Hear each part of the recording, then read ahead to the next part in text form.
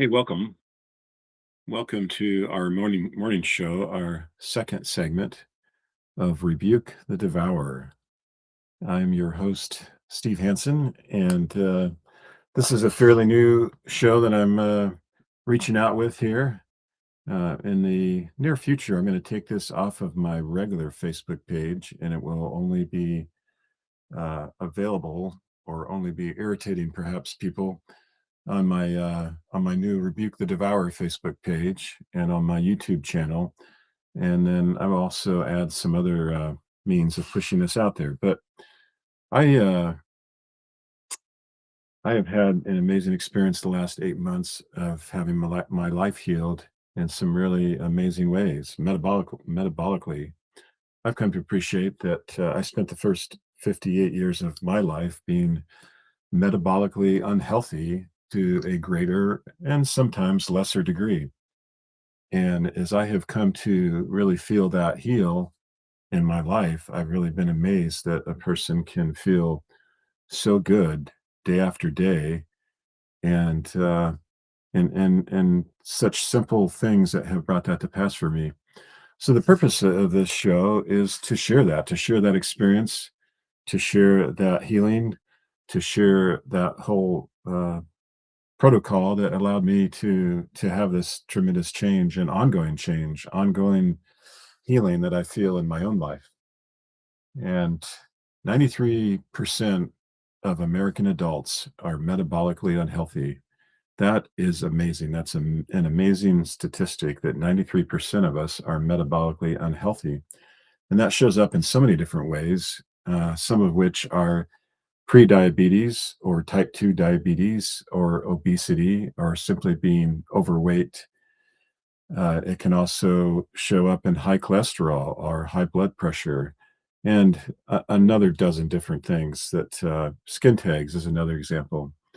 Um, there are lots of different ways in which our metabolic health impacts the rest of our physical body and our physical health.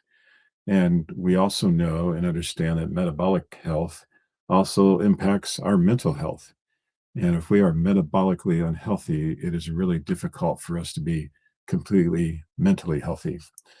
And I was actually, I'd met somebody new yesterday named David, who is a psychologist, and he was providing some training for me. But we were discussing the issue of metabolic health and mental health, and he was very supportive, very much in tune with the idea that yes, your metabolic health has a huge impact on your mental health. So when I considered the history of my family and the history of my mother, who suffered deeply with mental health issues her entire adult life, I came to appreciate that that was likely highly tied into her metabolic health, something that she was also struggling with throughout her adult life, because she could never truly understand how to be healthy and how to keep herself in a healthy place. So I feel very passionate about these issues. I feel very passionate about the experience that I've had, and I'm on a mission, a personal mission to share and to help as many people as I can to have a similar experience. And I'm going to throw this picture up here. This this is a picture of my wife and I just 8 months ago. Uh, this is in the Rocky Mountains, the Smoky Mountains. Let's try that. The Smoky Mountains of Tennessee. We were back there on a family vacation. We took a number of family photos. It was actually my daughter-in-law, Asia, who forced me to be involved in these photos because I had no desire to be a part of any type of picture or any type of photo. And I certainly would not have considered doing any type of Facebook Live 8 months ago. That would not have happened. But this was me at 220 pounds, and today I am somewhere around 175 pounds. So about 45 pounds down. I actually have another 25 pounds that I want to lose yet. But what an amazing change and transformation this has been in my life. And I'll just stand up here for you for a moment just to kind of show you what my waistline looks like today. But what a huge difference, and how happy I am to be wearing clothes that I could not even consider wearing 8 months ago, like wasn't even a consideration. The same shirt that I have on today has been around in my closet for quite a while, and other shirts like it, 16 and a half neck size, which is pretty much what I've worn throughout my life. I could not button that top button for like the last 5 to 6, maybe 7 or 8 years. I don't remember exactly, but I used to wear ties to church every day. I would wear ties other times when it was appropriate, but I had gotten out of the habit because I simply couldn't button that top button. I didn't like the way it looked when I didn't button the top button. And I wasn't willing to go buy new shirts because I knew in my head that based on past experience, I could win that calories in, calories out game. I could win that game. I just needed to give it more focus and more concentration. I needed to work harder and eat better. And I could win that game. But the problem was is that I kept losing that game as I was getting older. As I moved into my 50s, all of a sudden the calories out, calories equation wasn't working for me.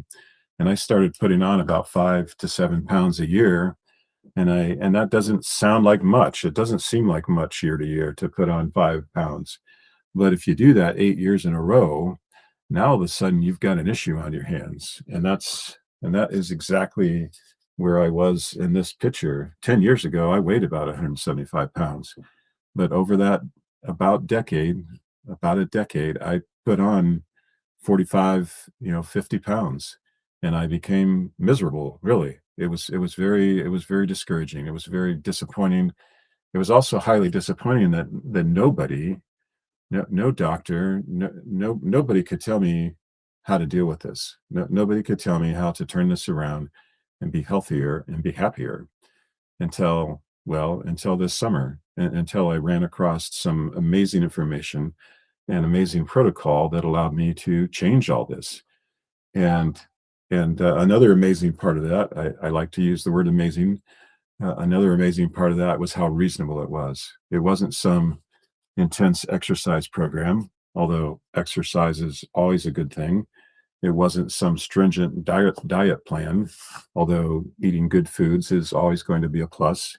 It wasn't that at all. It was simply learning about the impact that glucose and insulin have in our bodies, and how to do everything we can to keep our insulin levels low by using an appropriate amount of intermittent fasting. And when you keep insulin low, then you can get into a fat burning stage. And when insulin is high, then you are in a fat storage stage. So if you start to understand the impact that insulin has in your body, and you start to understand how to control that, you can change the game. And it's no longer calories in, calories out. It's simply making some intelligent choices about when you eat, and to some degree what you eat, but making the choice of when to eat, and making sure you get sufficient fiber in your diet. You make a couple small changes that are very reasonable and even easy to make, and you can change the game of your metabolic health. And that is the message that I'm sharing here this morning, and the message I'm going to be sharing every morning as we move along here. And we are going to rebuke the devourer, not only in my own life, but in the lives of all those who care to learn and listen and grow through this experience with me. So that is my purpose. That is my mission. And as I shared before, I'm gonna share this morning message on my regular Facebook page for a couple days here, but uh, probably starting Monday, I'm going to pull this off of this page and just put it on my Rebuke the Devourer site. So anyone who is interested in hearing this and learning more and being a part of this experience will need to gravitate over there and become a follower of that page. I think that's about all I want to share this morning. I will share more about this amazing experience and about the protocol that I use, and how I go about making how I have gone about making this change in my life, and how anyone can. The principles, the scientific principles that have allowed me to do this are the same for everyone. I don't have anything special or secret going on in my body that someone else can't apply the very same principles and get a similar result. Not exactly the same result, but a similar result when these principles are applied correctly. So that is my message this morning. Again, this is your host, Steve Hansen. I am excited about this effort. I'm grateful to be a part of this mission and this purpose. And we will look forward to catching you all here next time. Take care.